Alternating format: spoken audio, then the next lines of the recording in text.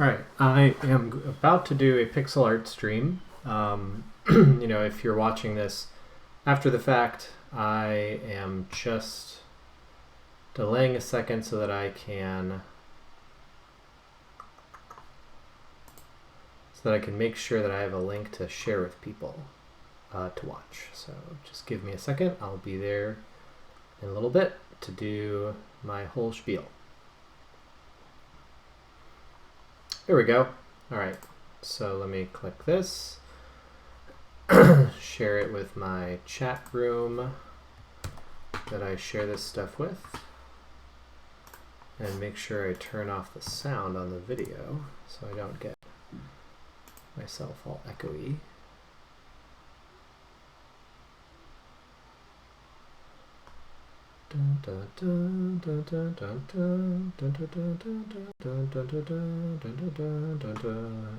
Pixel art has me thinking about Shovel Knight.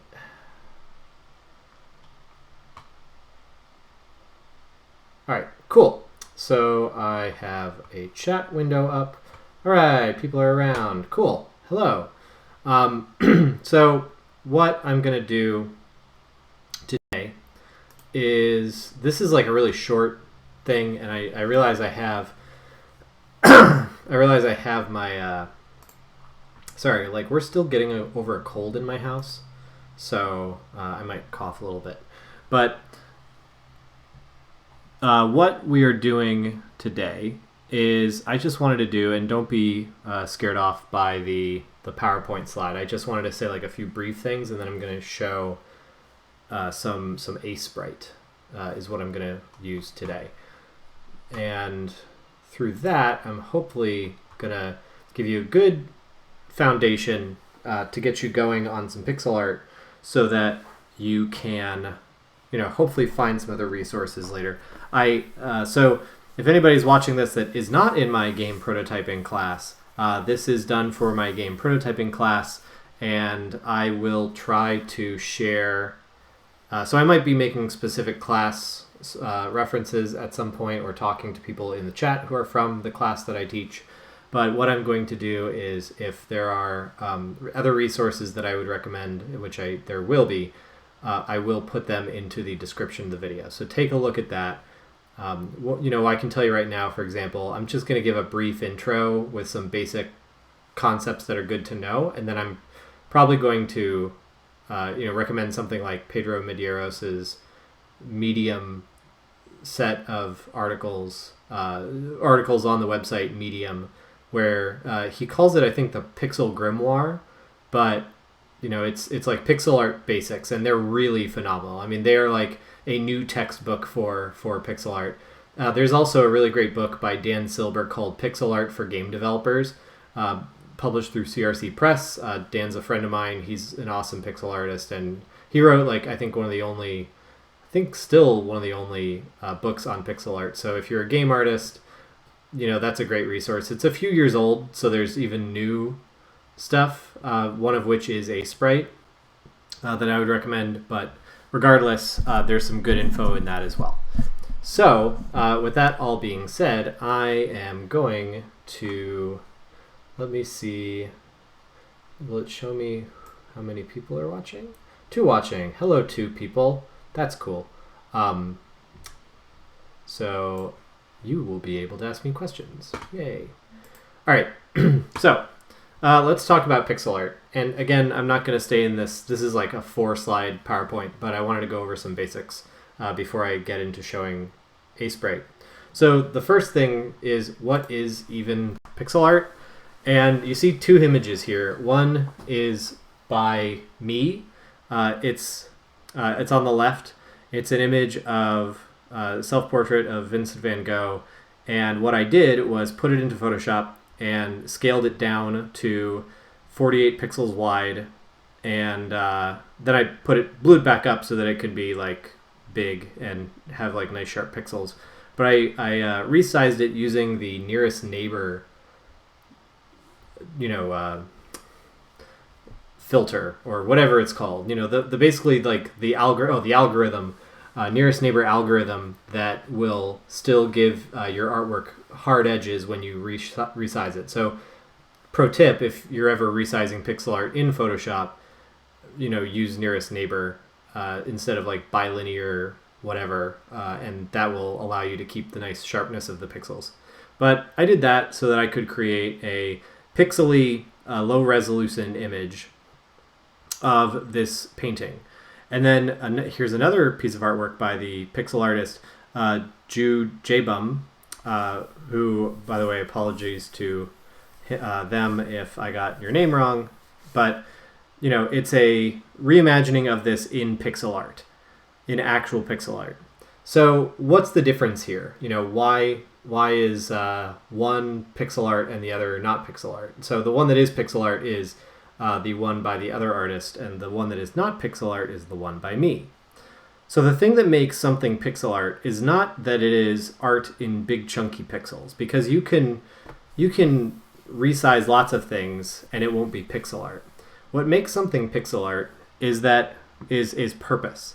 So pixel art is a art style that arranges pixels in a very deliberate, purposeful manner, such that those pixels create a clear image. And so if you are resizing something down to very small, you are not carefully placing pixels. You're just sort of relying on the computer to do the work for you.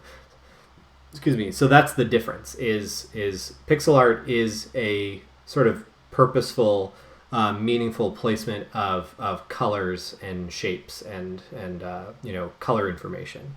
So that's something to remember. Now, the other thing about pixel art is that I want you to think of it as an art style and not a sort of cheat or a workaround. And what I mean by that, and I apologize, I don't have a great slide for this, so we're just going to stick with Van Gogh here. But it is a deliberate art style. And what I mean by that is that, there is a time, it comes from a period where that was the capabilities of the screens or of the computers that people were working with. So those limitations created certain art best practices or art techniques that one would use to create a picture in pixel art, and with the pixels that they could use within the limitations of the Atari or the NES or the Game Boy or the Game Boy Color or the Sega Genesis, etc., etc. So from those limitations, then you suddenly get people pivoting to, once we could make games out of anything and have most resolutions we could ever want, people returned to pixel art because there was an audience for it. There was a great nostalgia for pixel art.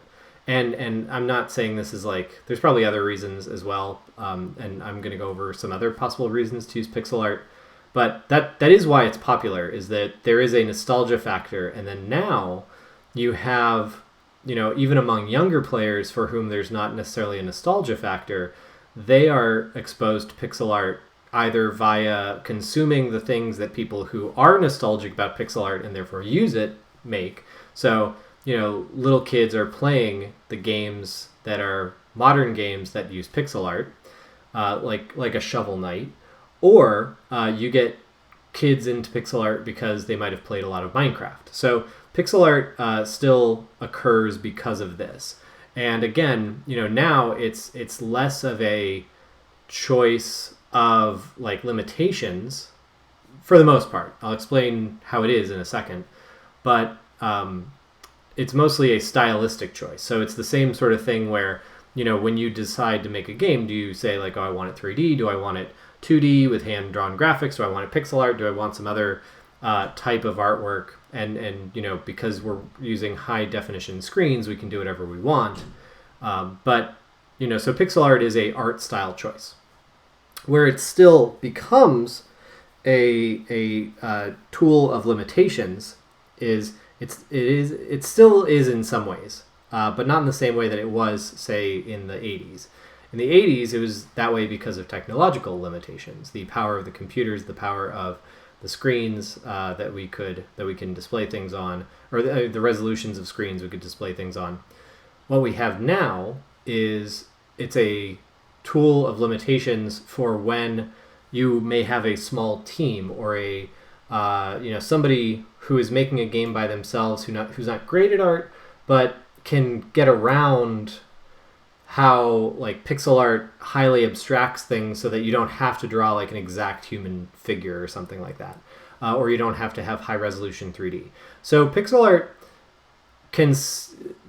has a lot of, it's very friendly.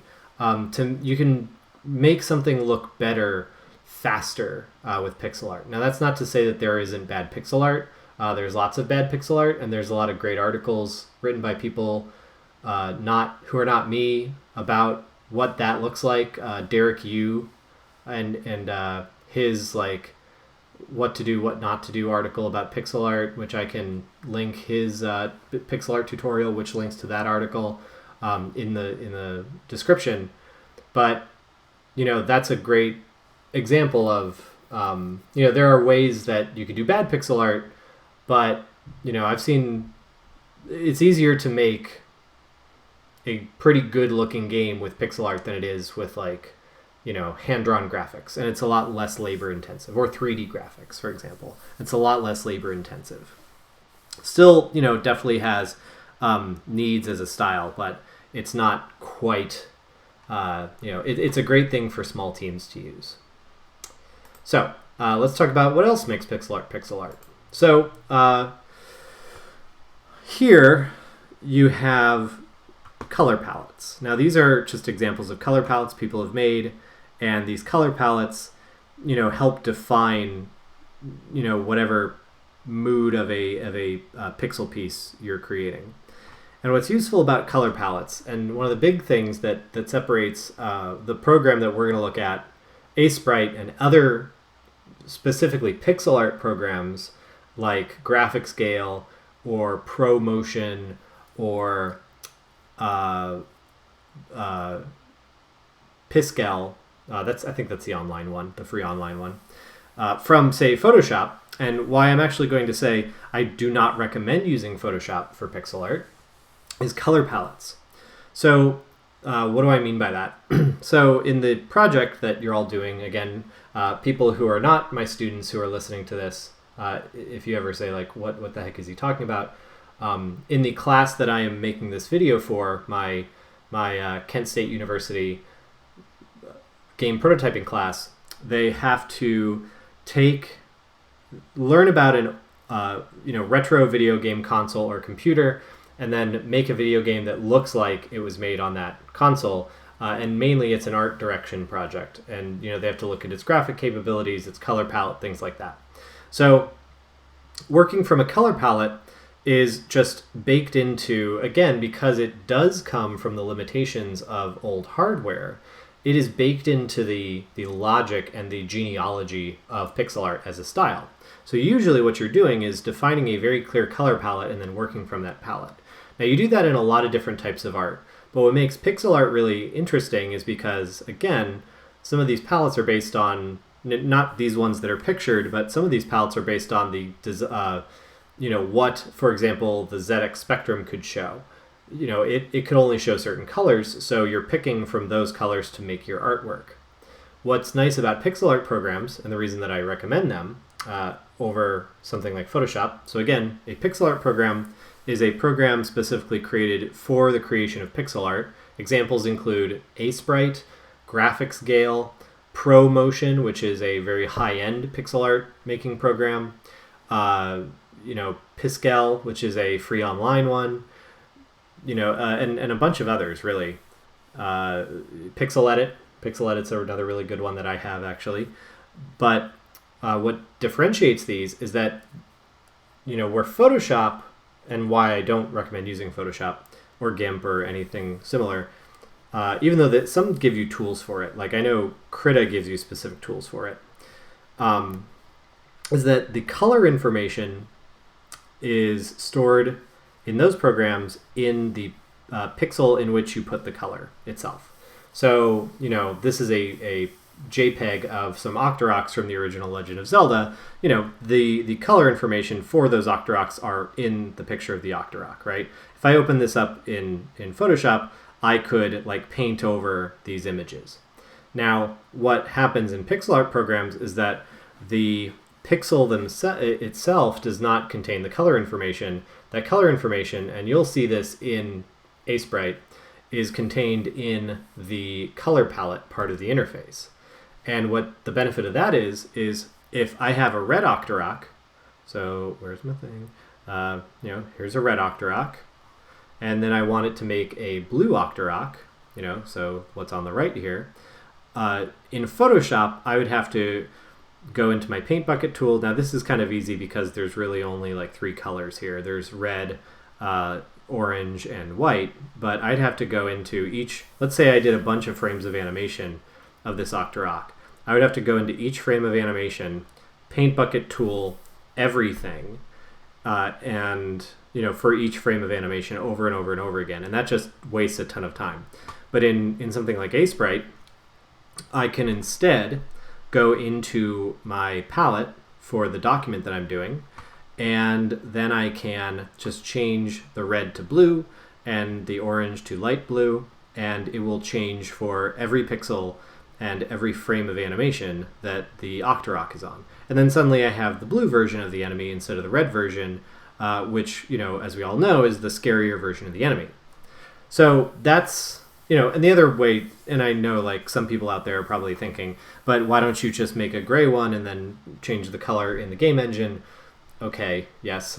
But in terms of, a practical example of why and how recoloring is done with palettes and why palettes are good, this is what you would do, is you would, manage it from a palette, and it would save you time and energy versus, having to go and actually redo the assets. So that's a really powerful part of these pixel art programs, and that's why I recommend doing that instead of something like, Photoshop.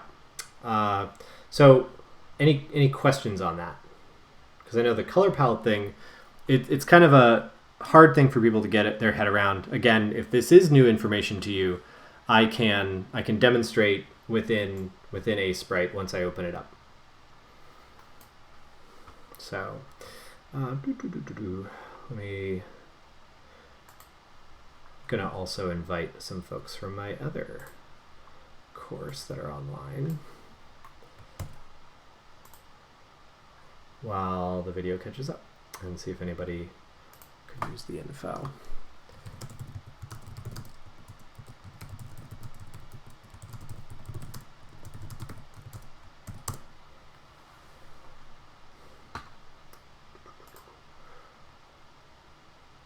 Okay, so now I'm going to switch over to the next thing. If you do have a question, please post to chat. But our last slide here is, so how is pixel art added to an engine? And that's where we get, see, I told you I was thinking about Shovel Knight. That's where we get into what are called sprite sheets. So when you make a piece of pixel art, now it depends on engine to engine, but the classic way to make and export pixel art is with the use of what's called a sprite sheet. And what it is it's all the frames of animation of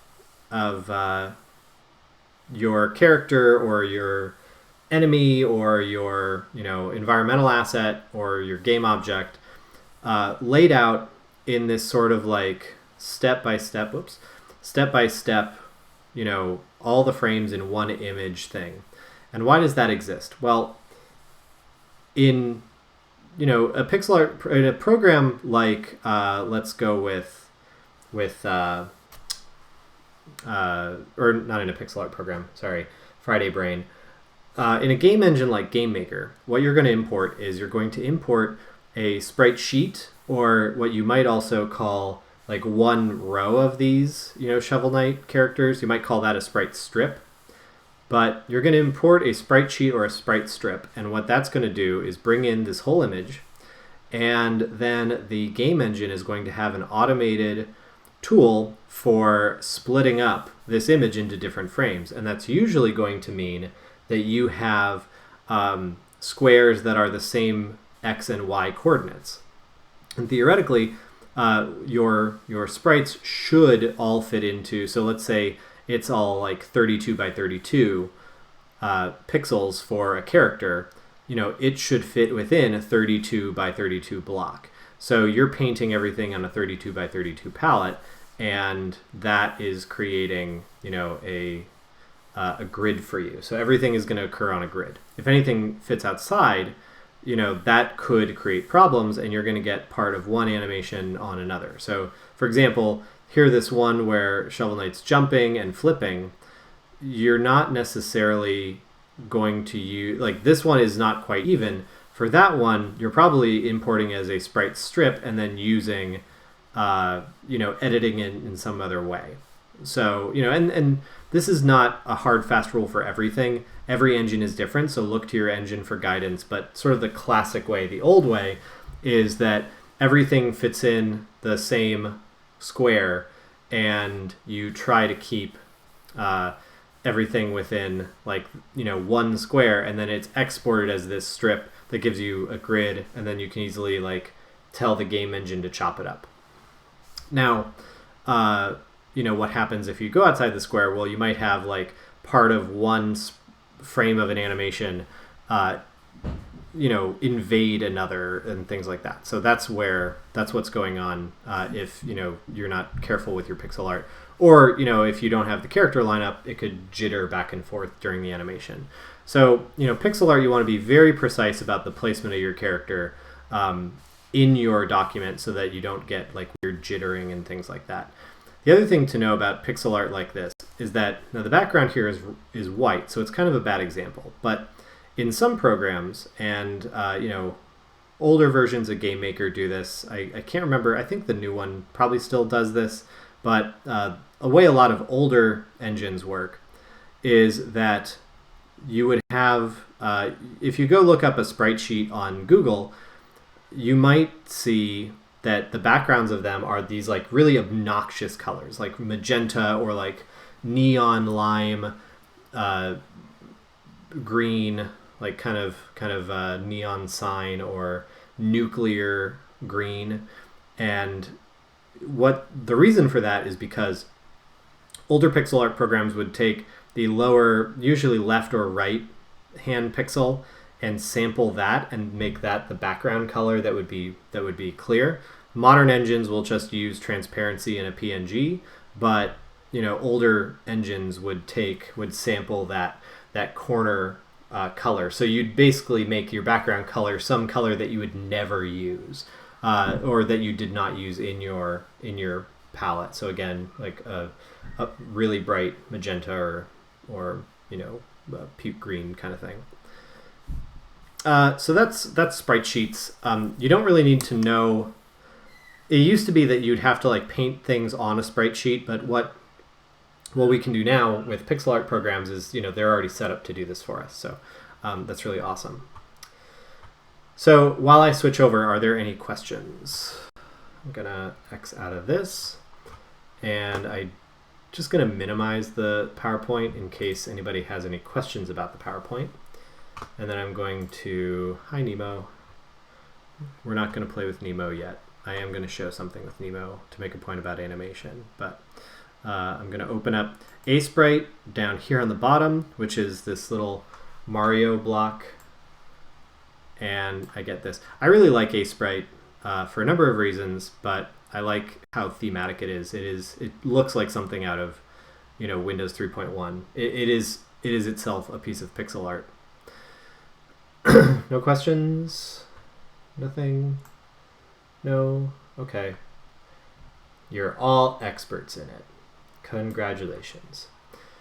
All right, so let's talk about Aseprite. Why am I showing off this one instead of, Pascal or Photoshop? Well, I already talked about why not Photoshop. But, why am I using Aseprite? Well, Aseprite is a really nice program that I like a lot for several reasons. One, it's cheap. It's $15, and you can get it on Steam. So that you can have it on whatever computer that you sign onto your Steam account from. So it's nice in that way. And I would absolutely say it's worth the investment. If you don't want to spend any money at all, again, $15, just choose not to buy, a $20 thing that week, and you'll get a lot of use out of it. So I really like Aseprite for that reason. Two is that where it differs from something like Graphic Scale, which used to be the budget pixel art program of choice.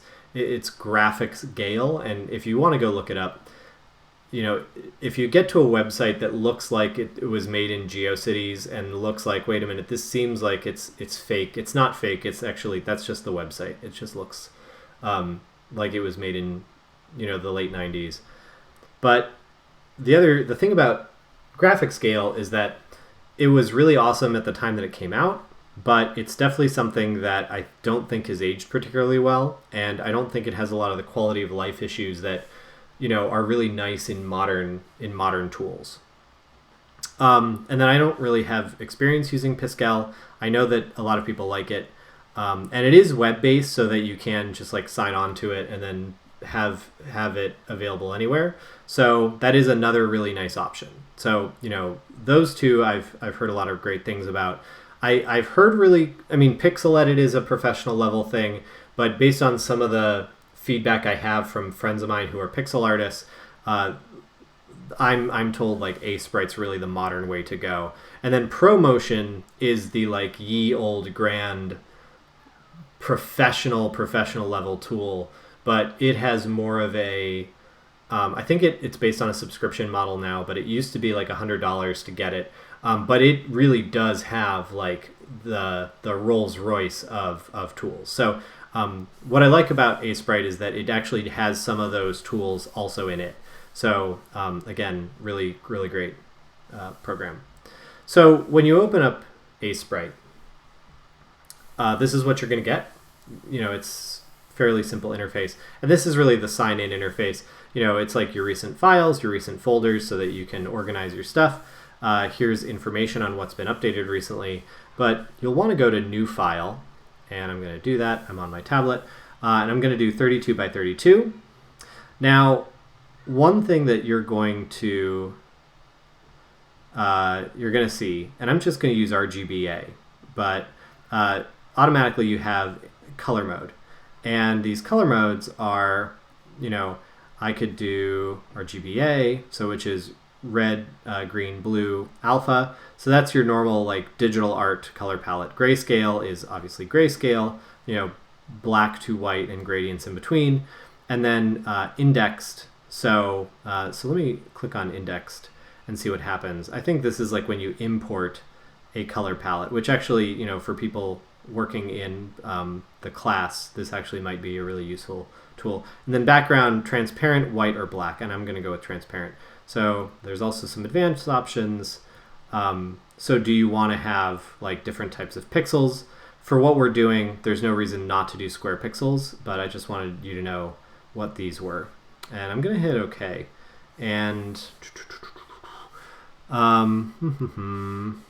I will tell you, I actually don't know how to import sprite sheet. No. Okay, sprite, color mode.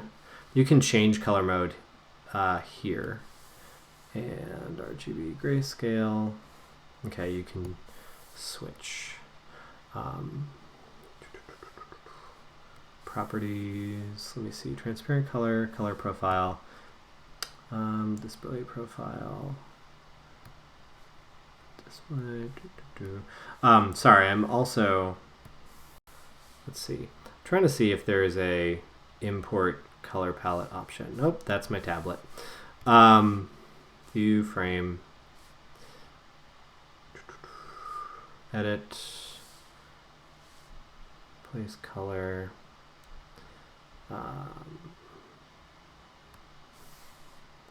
Okay, so you can replace colors. And okay. Oh wait, I'm not right clicking on the thing. Okay. So you can change your color down here as well. So quick tour of the interface. Aha, here we go. So, you know, file menu, pretty simple stuff here, and we'll go over this as we need to. There is tabs for projects, so you can have multiple projects open like in Photoshop. So I'm in, over here is your color palette. Now again, you are, so if let me zoom in, and I'm gonna, oops, oh, I can mess with that later then. I can, my own thing, I need to have pan open, pan activated with my pen. But if I, you know, draw a line here and then I make this color, you know, green instead,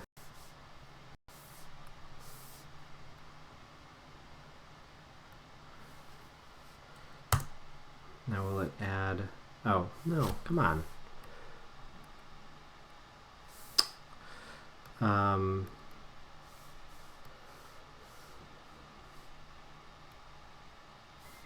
How do I get it to change? Urgh.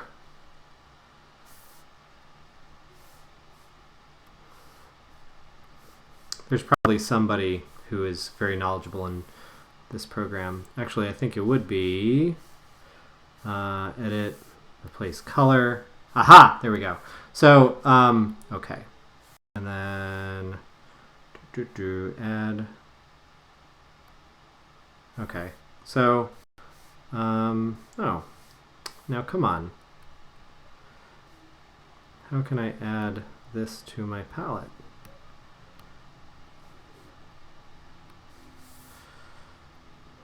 Well, then I may have to get back to you on this, but yeah, you are supposed to be able to change color palette. That's how I usually do it with other pixel art programs. I apologize for not having the answer on how to do that absolutely right now. So if you're watching this, oh, edit color, haha. Bingo. All right. So then I'm going to take my eraser, erase this doodle. Okay, so rewind. Thank you everybody for your patience. I admit, because I haven't worked on a pixel art game in a little while, I am a bit out of touch with, you know, the current state of Aseprite.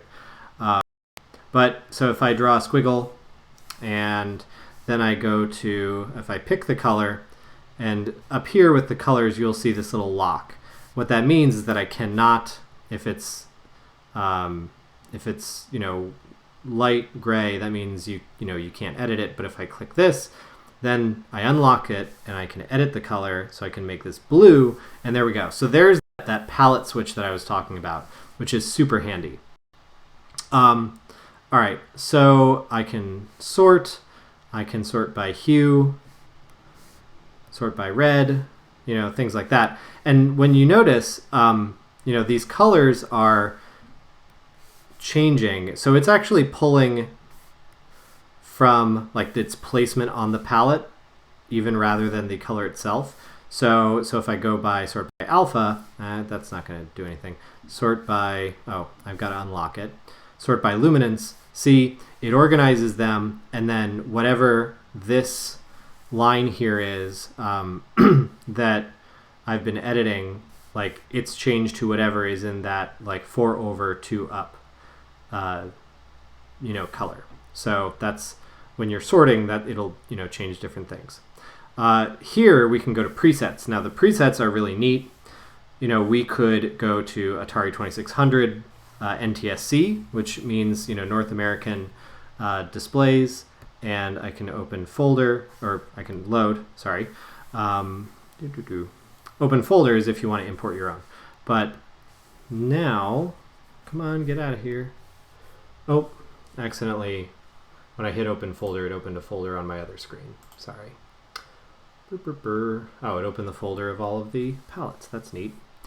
So you see now it's loaded in the colors that the Atari 2600 could display. So, let's look for some other ones. Commodore Plus, Commodore 64. So, if you are working on the project for my specific class, this is a great tool because you actually, so there's Specky, load Specky. So you can see, you can just straight up, and because there's nothing on that squiggle anymore, now it's gone. But you could just paint in the system color palette because most of them are here. Virtual Boy is even here. So, that's really a nice feature of this, is that it actually comes pre-prepped for the exact, program that we're using. So that's the project you have for people in my class. And if you're not in my class and you still want to make a game that mimics another program, that's still great. Edit, you can change, how it's displayed, small, medium, big. Change this for your own usability, and then how do you want this picker down here can be changed there too. So here you can do different types of brushes, but really all you'll truly ever need are probably, single pixel brushes. I'm going to work in, let's do the Commodore 64. Why not? Earthy, nice earthy tones. So I can change my pixel brush size, which I don't really need. What does this do? Simple ink, alpha compositing, lock alpha. I would just go with simple ink. And then there's some other settings up here. One of them is pixel perfect, and then you have symmetries. And so it has horizontal. So if I do horizontal, you get this blue line. And then if I paint, so that's useful if you want to do I'm painting a pot. You can do that. Same thing with now I'm painting a football. Not football. Football? Here we go. American football. So, it's very nice in that way. But pixel perfect's really interesting. So if I draw a line, by the way, are there any questions as I've gone over this? Do you see now, after I fumbled a bit, more football terminology, after I fumbled a bit, how the color palette thing works? Like I said, it's hard to wrap your brain around, but if you do, once you get it and you see it in action, then you can start to think of oh, that's how, if you need to change a character's shirt because the design changed, it's easy enough to just change, edit that part of the palette, and then you're done. You're good to go. All right, so I'm gonna keep talking again. You're free to I'll change to answer if people catch up. So, okay, yeah, makes sense to me. Awesome, great to hear. So the other thing that I want to show you is that, and I'm not going to go into the full what to do, what not to do. I'm going to rely on some of the resources that I'm going to place in the description to do this when you're able to watch this later. But, there are lots of do's and, don't do's, do's and don'ts when you're doing pixel art. And again, I'll let wiser folks than myself do it. But one of the things that you will hear a lot about are, for example, if you're making a slope. If I draw a line like that, that's not a very good line. You see it's kind of awkwardly stepped and uneven and jaggy. You hear this called a lot jaggies. The most regular part is this. If I'm trying to do a 45-degree line and I drew that, it's bad because it's really irregular. We don't want that. We would want, ideally, again, the old way is you'd kind of carefully, for a even 45-degree line, you'd do something like that. Or you'd do, if I wanted a different slope, I could do steps of 1 and then 2 and then 1 and then 2. But do you see you create lines of different angles by varying your steps. Now, again, so for those up on classical art lingo, that it's very pointillism like when you do stuff like this.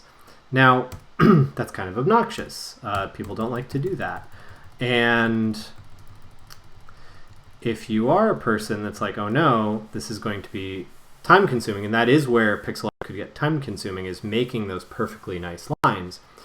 Aseprite has a nice tool for you that is called Pixel Perfect. And what it does is it has an algorithm that will help you draw those regularly stepped lines. But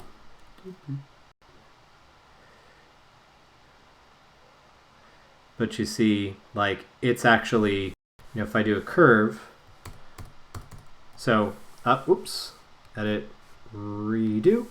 So if I do a curve without Pixel Perfect, watch, jaggies, and it's got kind of like lumpiness in here. Usually what you'd want to do is like make it so that there's only one line thick. You don't want this like thick stepping thing. And again, you can read about that in some of the materials that are in the description for this video once it's posted as a straight up video. But if I draw another similar line, you see that's what's considered, nice. That's what's considered like good stepping. And you see the difference there. So yeah, this has like a thing that auto does this for you. Now, no tool like this is a catch-all. Okay, sorry, I was got a message about something else. Nothing like this is perfect. You're still going to want to go back and like edit it yourself. Pointillism style potentially. The other thing to note is that if I do something like this and it's not perfect, we're like any art style, we're seeing a sort of backlash against the super hyper, regulated style of pixel art, where people are like, well, no, if you don't let anybody into the party, if they make an honest mistake, like what this first line might be, don't be a jerk. Let more people to the party. So some people see the rules of pixel art like any other art as a form of gatekeeping. So don't think that when you do see these do's and don'ts, don't think like you're not gonna be able to make a video game or something ridiculous like that. Make your game. Make the thing you want to make. It's okay. There's lots of examples of pixel art in commercial games that are made in what one might call like a naive style, where you make something and then you look at it later and you hear like, oh no, that's actually a don't. But you know what? Maybe that game is still super popular. So I'm letting you know there are rules, but as with any art style, the rules are there because maybe they're from like when the ideas of the medium were formed, and then eventually people say like, no, you know what, screw the rules. And by breaking the rule, by learning the rules, they learn how to break the rules, and then other art forms are formed. So there are rules, but don't stress about like not being able to be a good game maker if you don't follow all the rules. All right, so enough of that. What I'm going to do real quick is show you, by the way, over here on the right, there are, let me see, is that blank? Wait a minute. Does that have no alpha? Oh, that's weird. Okay. Let's see.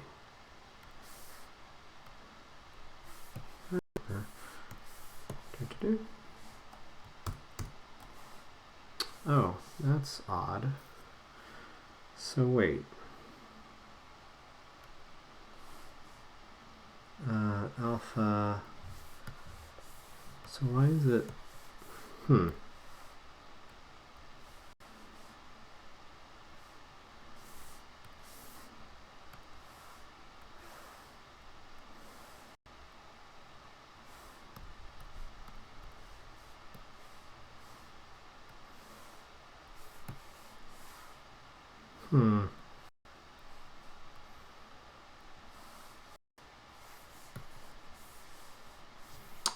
Why is it doing that?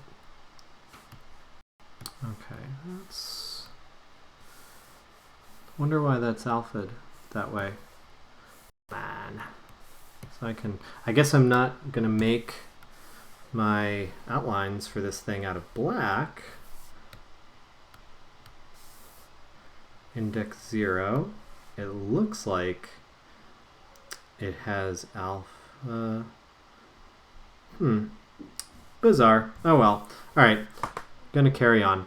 So I'm just gonna use darker shades of a shade of gray for my line work. So what I'm going to do, yeah, so somebody on the chat said more like guidelines. Of absolutely, yes. So really it's like, there are guidelines, but don't feel so, stuck to the guidelines that you like psych yourself out of doing anything. So over here on the right, there's marquee tool for selecting, there's pencil tool, there's erase tool, eyedropper, a zoom tool, a move tool, paint bucket tool, line tool, rectangle tool, and these basically do like what they do in other similar programs. But what I'm going to do real quick is show you how to do layers and show you how to do animations by doing just a really quick run cycle. I'm actually going to do the same run cycle that I did last week when I did like the Blender video. So I'm going to turn on Pixel Perfect. And what you have down here is you have a layer menu. And in the layer window, I can go layer, new layer, and I have a new layer. I can change the ordering of layers. Will it let me change the ordering of layers today? Are you going to be nice? Or is it treating it as... Maybe if I merge down, I always have trouble, let's see, lock, go to previous frame, what does this one do? Sorry, again, I haven't made a pixel art game in quite some time, so I'm still even in the process, as you can tell, learning Aseprite. Okay, so to change layer order, you click down on a layer with right click, and you'll see the little arrow appears next to things. There you go. All right, so what does that do? Why is it? Why are you purple? Oh, okay, it's purple because it's added. And so you see here, is it visible? Is the layer locked? Let's see, layer 2, discontinuous, okay. You can edit some things, and then you can enable onion skinning. So onion skinning, we'll go over that in a second. But here you see over here is like, is there information in that layer, in that frame? So there's no information on layer 2. It has a non-filled in bubble, and layer 1 has information in it, which is a filled in bubble, which really means that if we would have, I think that one squiggle is still like hanging around somewhere. So let me erase. I was on layer 2. Let me erase. See, I erased that original squiggle. Remember the one that was there because it disappeared because its color, the pixels are still there. Its color wasn't filled in because it wasn't on the color palette. So you notice I erased, and then that dot went away. Now there's no information on layer 1. So, know that you can have invisible stuff if you haven't filled, or if there's no spot on the palette for one of your colors. There's also a spray can. There's a pencil. I'm going to use pencil, but there is a spray tool. So again, it is like an old school, and again, it looks like Windows 3.1, paint resolution. So it is kind of old school, but it's a super friendly, super professional pixel art program. So, and one of the things that make that are layers, and then of course onion skinning. So I'm going to draw on layer 2. And I'm going to, like I did last week, do the Preston Blair, do some frames of the Preston Blair run. And actually, you know what? No, I did the run last week. I'm going to go, and I might need to mess around with some stuff, but this isn't even going to be the perfect way to do it. But for the sake of time, I'm just going to do this like real quick. I'm going to do the sneak.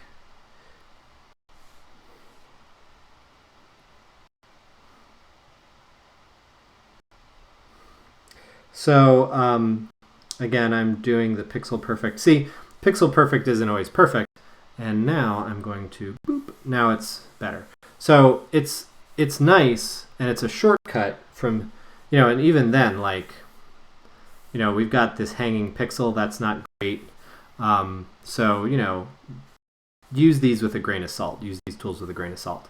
You still want to have like a good silhouette for everything you do. Things like that. So now I'm going to do that. And then background foot. I'm not happy with that background foot.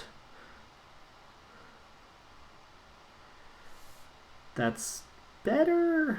We're going to go with it. And then head. It's kind of lumpy. Again, be careful. Got a hanging pixel. Don't like those. So I'm going to just go correct it. That's fine. That's okay. Now I'm going to go to paint bucket, and now I'm going to do boop, boop, and then stuff in the background. I'm going to do, a sort of, it's hard to see, but I filled it in, even though it's like very similar color to this background graphic. So there we go. Now we have that.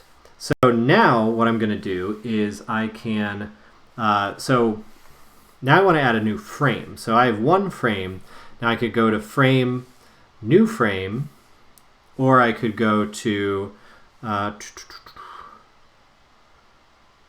frame, that's new layer. I can go to new frame, and I think if I go to new frame, what it does is it actually will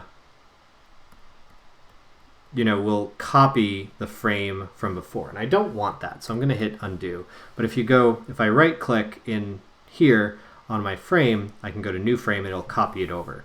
Again, I don't want to do that right now. What I could do is I can also click this button down here for new frame. And again, so I'm going to go frame, new empty frame. And that gives me an empty frame because I'm going to do this sort of old school animation.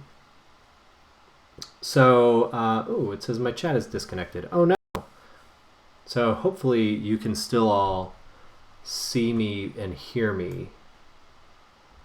Okay, so far it looks like I'm okay. But, okay. Well, I'm just going to keep going and we'll see what comes of this. So now what I'm going to do is I'm going to, above my layers, there's this box here that said onion skin. So that's disabled. So I'm going to go yes. So what onion skinning is, if you're unfamiliar, is it's the process of, and okay, here's my settings.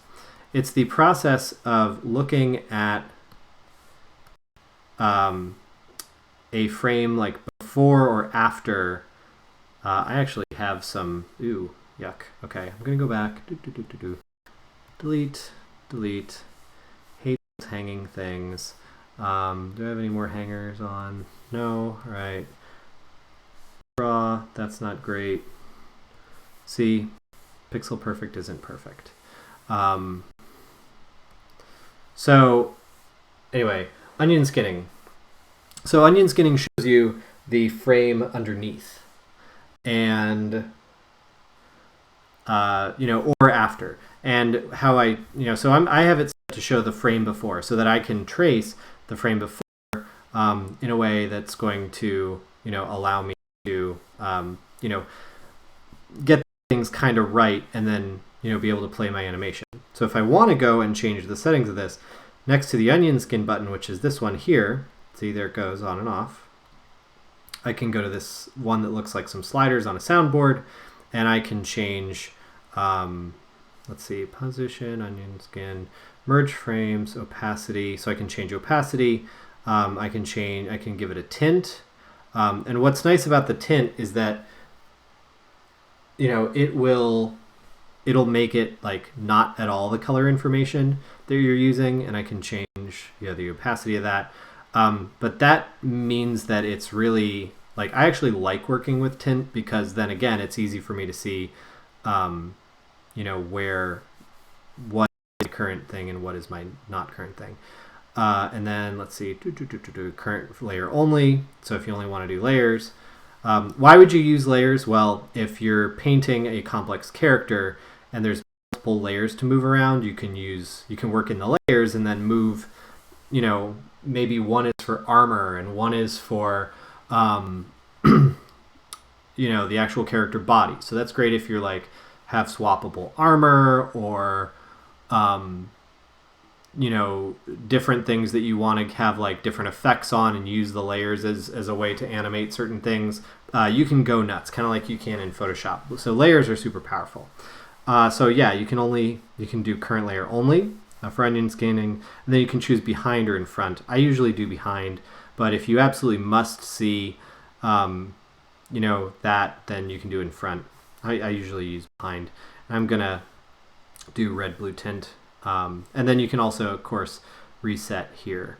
You know, and then you can also change the length of the onion skin, but with 2 frames, it's not a big deal. So now I'm going to do my other. So I'm going to do another frame of animation, and this one he goes up a bit. So I'm going to, oops, derp. Now what are you doing? Okay, good.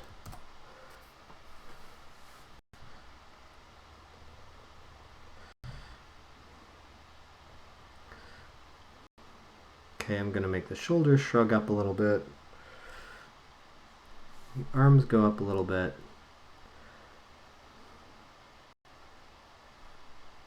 And again, I got some hanging things. I don't like them. I can edit those out later. Okay, have him kind of shrug.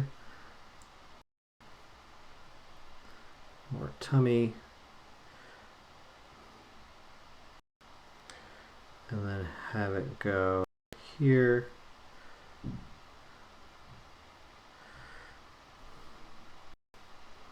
Again, this isn't perfect pixel art. I'm not doing it to be perfect. I just want to show you like how to do animation in this thing. Okay, so not amazing. I'm going to add another row of pixels here. Shave this off. Clean this up a bit. Hanger. Boop, boop. That's not great, but whatever. You know, got to clean this area out. That's much cleaner. And then I'm actually gonna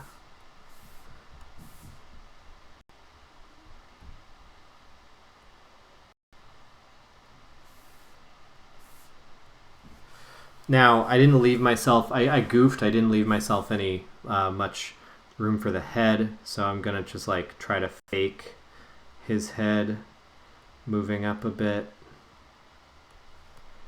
Oops, last little bit, didn't need that, by moving some of these pixels around, and then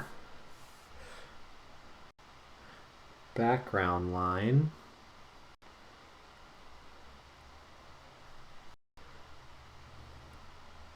You know, not the greatest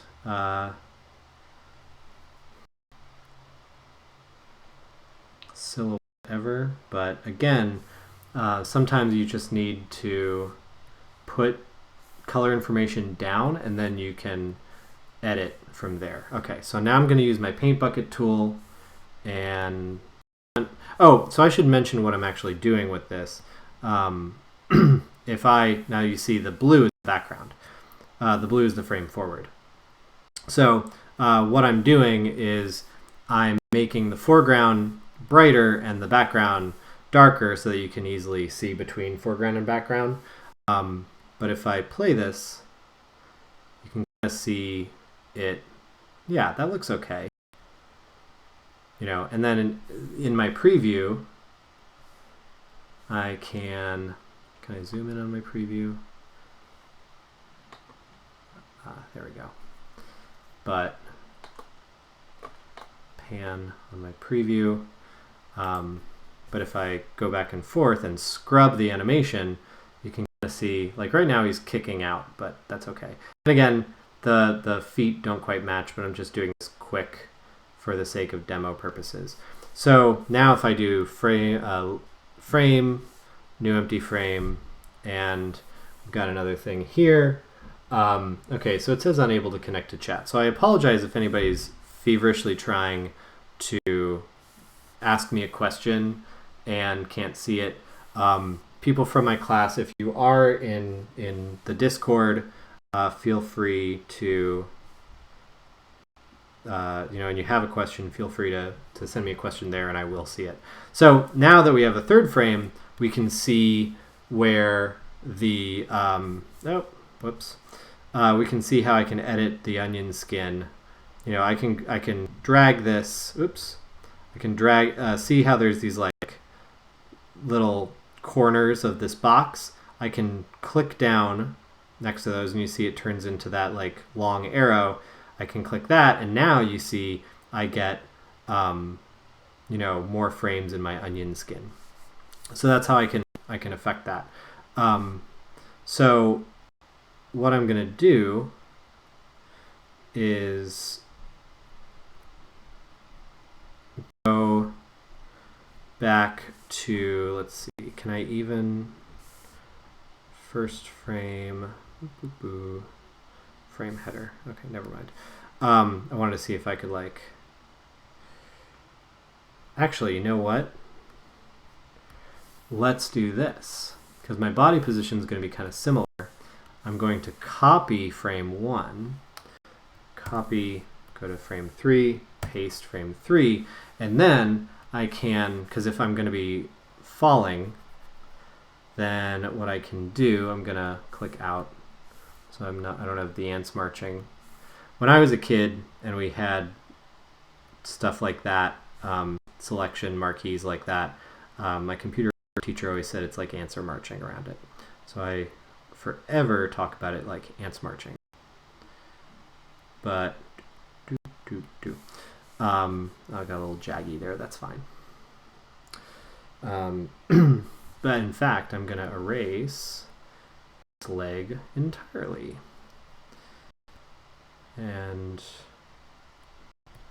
just have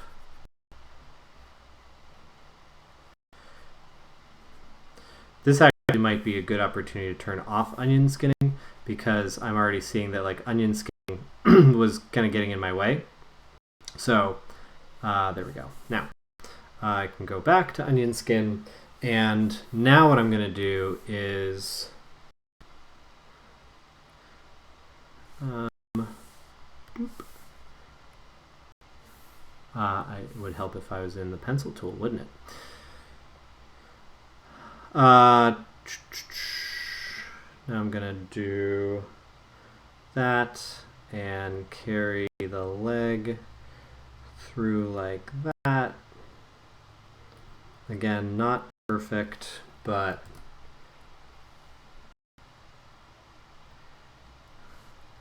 good enough for a demo. Okay, and then I have a foot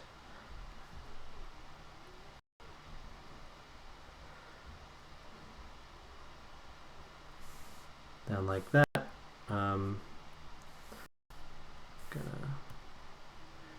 Again, it's you're not always going to get it perfect. You're going to have jaggies, and that's fine. You just clean them up. Okay, so I'm going to go back to my paint bucket, bloop, and then my background, bloop. So now if I scrub, now we're sneaking.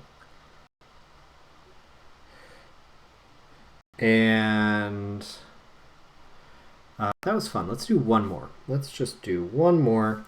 And this time we're going to do a new empty frame. And I'm going to paint my outline. Now this time we're doing a down. So, oh no! Oh, I did paint bucket tool. So if anybody's thinking, man, you know, this sure is imperfect teaching. He's making mistakes. Well, welcome to teaching.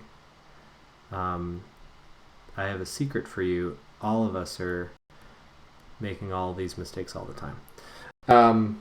Okay, and then gonna go down, but forward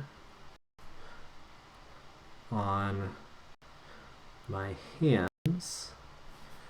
Actually, the hands kind of come up a little bit and like sneak next to my face.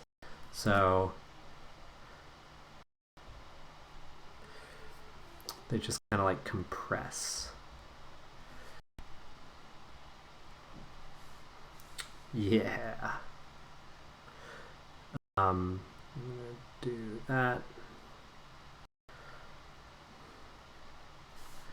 There we go. And then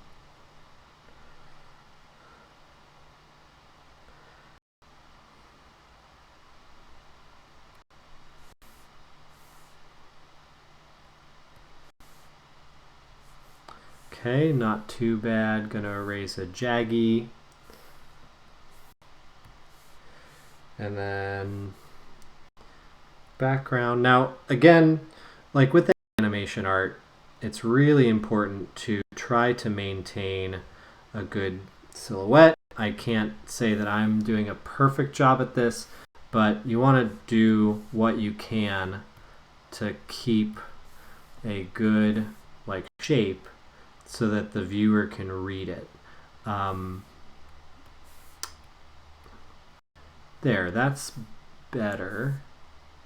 Again, I'm just cleaning things up here. I'm trying, oh, that's, okay, yeah, that's pretty good.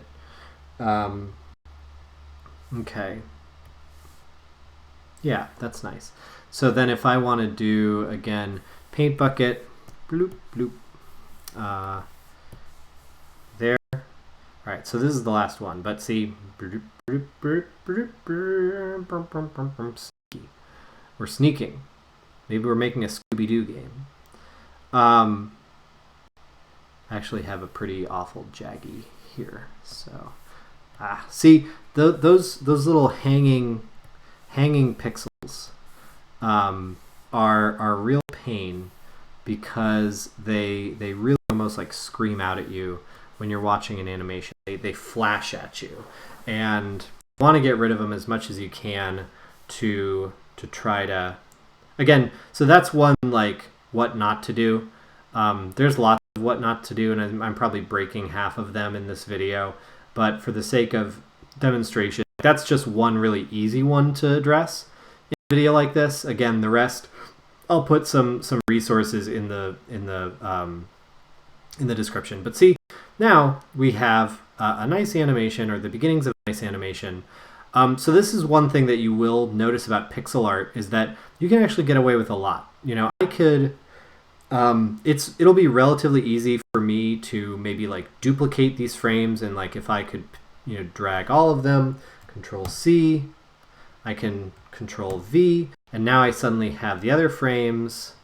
And then what I could do is maybe even like, you know, edit these last four, which are very similar to the first four, and just like reverse the limbs, you know, so make you know, the one out front, this one that's high, and the one in the back, the one that's, you know, low, and then I'd get the, you know, the full animation. So it's easy enough to like switch limbs, and then suddenly you've got the full animation.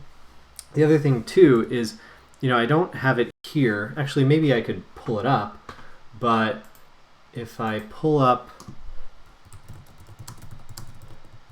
let's see if I could find Mega Man run frames. The thing is, oh, okay, my computer connection is spending all of its energy streaming to you out in streaming land. So, I encourage you to go look at like the Mega Man run. There's only 3 frames of animation. There's like one extreme, the other extreme, and then a vague in between passing pose. And the way it plays, it actually like just tricks you into believing that he's running and it looks good. But that's what we can get away with pixel art. It does lots of cool things to help us get away with things. So again, we can cycle through these with arrow keys and see our little sneaking dude. And that's kind of nice. Okay. So yeah, that's Aseprite. If you want to then save this, so you save it, it'll be a Aseprite. I'll save it as a Spring 2020. I'll call it Sprite Demo. And hit OK. And then I can go export sprite sheet, and I can go by rows, and see it's giving me a preview of the sprite sheet. So see the 32 by 32. If I look at this preview window, oops, oh, it's even giving me the preview of the sprite sheet here. But if you see, each of these 4 squares is 32 by 32, and we've already animated it nicely, so we know based on like our animation that this will animate smoothly, and then we can just pop this into something like Game Maker, tell it that the sprite size is 32 by 32, and that it'll know to cut it up. And then it's got let's see, constraints, fixed number of columns, fixed width. You can do lots of things like horizontal strip, vertical strip. We could do a vertical strip if that's how you want, or how your engine sees things. By rows, so maybe like if I had a different animation, I could do it by rows. So let me show you something real quick. I could, so if I pick these 4 frames and I right click them, I could do a new tag, and I'll call that tag sneak. And okay, so what that does is it shows me, it allows me to, like, if I have a new frame, so I'm going to create a new empty frame, and let me go change that. It goes to frame 4, and then I add like some other, new frame. Let's say I did something else in 5 through 7. I could do another new tag called, I don't know, in this case it'll be invisible. I'll just call it invis for short, to make it short so the word doesn't overshoot frames. But so that's, you can use tags to label your animations, and you're going to see in another program I'll show you real quick how that I do that for organization's sake. But what you doing there, buddy? Okay. But if I go to export, let me see if it does this. Export sprite sheet. So there we go. So it goes by rows. Sprite, visible layers, frames, borders. Let's see. You could have padding, split layers, split tags. Here we go. So you see, I could go to, so the layout by rows, none. And then if I go to sprite, I could have split layers, or I could have, so if like I had each animation on a different layer, which I wouldn't really recommend, but if I had like armor or something like that, I could, have like one outfit be, the main body be like layer 1, then there be like an outfit 1 on like leather armor on layer 2, and then, iron armor on layer 3, and then diamond armor on layer 4, I could split layers, and then I'd each have like each layer would be the different armors. So that could be nice. That's how it would split there. Or I could do split tags. I don't want to split by layers. And what that does is that, how I just use tags to separate the animations, this would put each animation in its own row. And, okay, so why now how export sprite sheet output. Okay, so output file, and then sprite demo.jpg, and that would go in my Spring 2020 folder, and then I could click export, and it would do it, and then I'd have a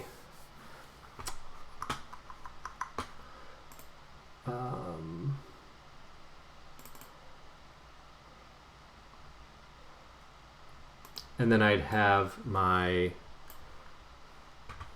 there it is, my sprite demo. Oops. Oh, come on. What are you doing? All right, now it's going to load the PNG. And you also notice, like, at this size, it's very small, so one kilobyte. Although it's taking forever to load for some reason. Can't really see much here, but, there it is. And it looks a little janky because it's Windows Photo Viewer. It doesn't deal with, pixel art very well. But if you loaded it into something like GameMaker would know what to do with it. So, yeah, I hope that was good and useful for you. Again, Aseprite's great. It has a lot of great features like onion skinning and layers and pixel perfect. Even though it's not always perfect, you got to edit it, as you saw.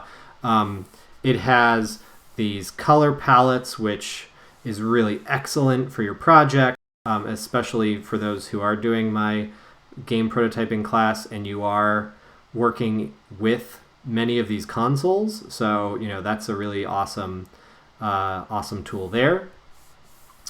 The other thing it has is like the ability to tag, clumps of frames by, shift clicking the frames, right clicking on that, and then adding a tag. That'll help you organize your animation. And as you saw, it has automated tools for, when you export, you can export so that each of your tags becomes a different row of your sprite sheet, and that's super helpful. And then the last thing I wanted to show you was, I'm going to bring up Nemo here. Even though he's not pixel art, there's a few things that you should know about animating certain motions that, you're going to need to know. Because there are laws of animation, like anticipation and follow through and things like that, that are great when you're making cartoons, but make it really tough to make a video game. An example is anticipation is the principle of animation that says that you should have a few frames of wind up to, and then, and this goes with a concept called slow in, slow out, that communicate to the viewer that something's about to happen. Well, if you do a lot of anticipation in a motion like an attack, for example, oh, come on, there you go, there's the attack. Yeah. What you'd get is you'd get a delay. The user would feel that there's a delay on their attack, and then it would seem like your game is harder than it is, because or that there's like input lag, and you don't want that. You want it to feel really smooth. So, for example, like an attack like this, I want it to feel like Nemo suddenly hits really hard. So I could do that. And see, there's no wind up. He just goes right into the end of the sword swing. So that, from a standpoint of animation, of traditional animation, is wrong. But where it is correct is in game animation, you want to press button, bam. I attack right away. Now, there's ways to break this. So like, in Castlevania, it has anticipation, and same thing with Legend of Zelda: Link to the Past. But the benefit of those games is that the sword swing, the full sword swing or whip swing, has collision on it the entire time, so that, you know, when Link swings, for example, and he does, oh, that was the idol, he does the, like, you get the full arc of collision. So you actually, you know, if you're playing with the sword swing correctly, you can make enemies hit you, or you can hit enemies from the side, and that's really useful in that game.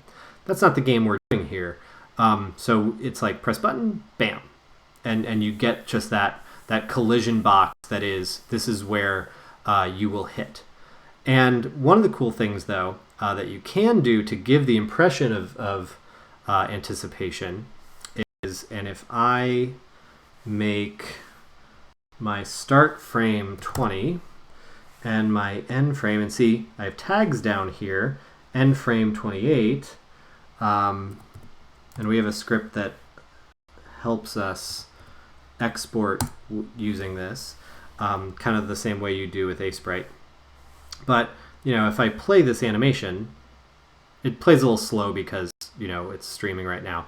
But, you know, what we're doing is we're giving the illusion of more animation by using the smear, the weapon trail behind the sword. So it actually, like, you get a little bit more of a pullback. There's the frames of animation here are actually mostly, you know, there's like these three. So you got stand right into the sword swing's almost over, the end of the like hit, and then here it's almost like you're starting the recovery from the hit. And the recovery, you know, by focusing on a lot of recovery, and again, it's going to play out faster in the game, but by focusing on a lot of recovery and having this trail behind the sword hit, it gives the impression of, you know, it still gives you the like principles of animation. It just gives it to you like after the fact instead of before the fact. So that's one way that like game animation you're supposed to cheat, is, you know, by having it kind of go right into the movement, and then you fake anticipation either by building more follow through, or you know, by using something like a trail or a smear to like let the player's brain catch up to the animation. Because, you know, Nemo's sword goes from in its sheath to out and in front of him in a, you know, 30th of a second, right? And it's indetectable. That would be bad animation if we were making this into a cartoon. But the trail, you know, lets us walk through that motion, and we see the motion, like the arc of the motion. So it's cheating with, you know, a smear. The other thing, so if I go 38 to, so frame 38 to frame 42. Okay, so this is Nemo's jump. So same thing here. Like when you jump, when you animate a jump in normal, so I'm using a lot of squash and stretch. When you animate a jump in a cartoon, you know, your character is going to like wind up and then jump, right? But again, that would be input lag. So what we're doing is there's not a whole lot of frames of this animation, and there's a lot of squash and stretch here.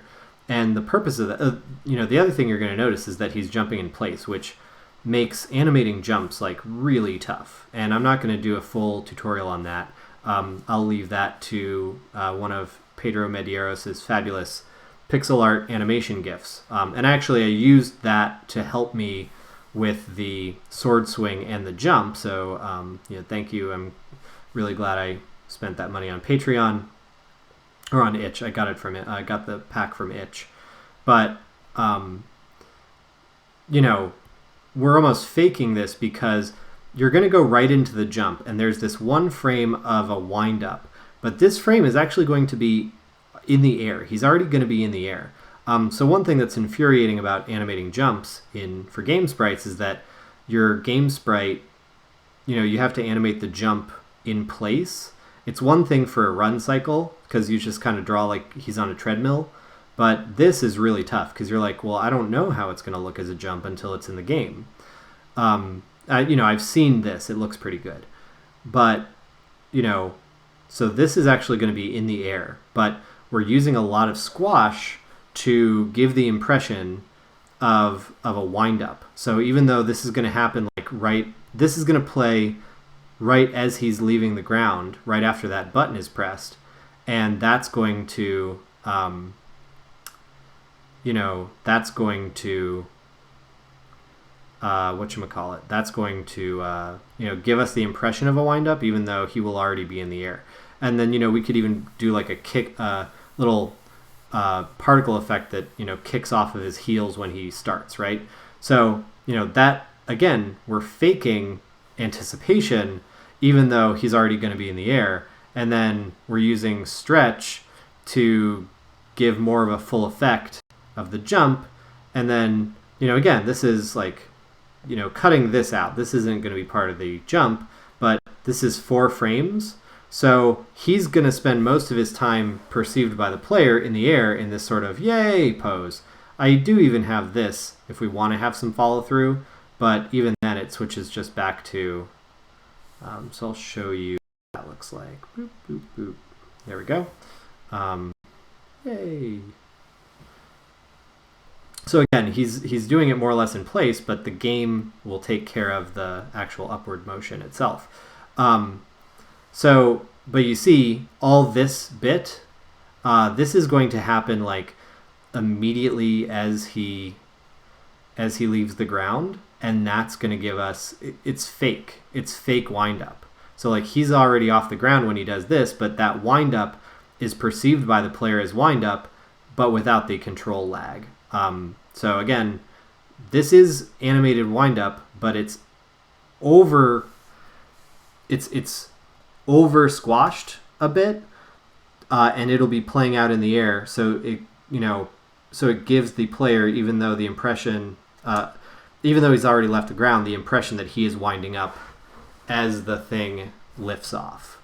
So we're kind of having our cake and eating it too. He is both leaving the ground and anticipating, but in doing so with like uber squash, the person is not necessarily going to feel as though you've got like, the character not winding up or like winding up awkwardly in the air. It's actually going to like trick the eye because, it's so short that how to explain this? This is hard. Because it's so short, where he will be lifting off the ground will almost be equal to where his head would have been if he had like done a real anticipation, even though he technically will be in the air, if that makes sense. But it is like faking anticipation, and if you play a game like Celeste, Celeste does that, and it feels like anticipation, but also with little control lag.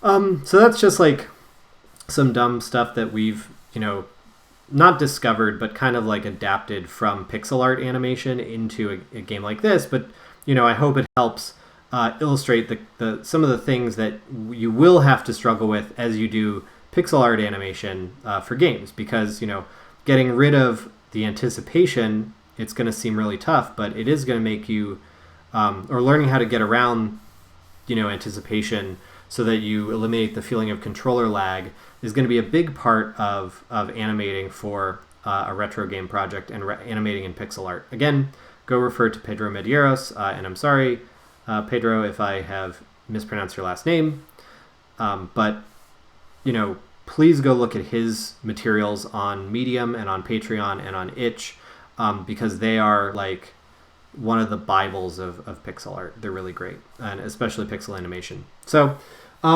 thank you for watching for an hour and a half. I hope this was helpful. Sorry that the chat went out. I will be available in the comments or in the Discord if you're in my class to answer any questions. And I will talk to you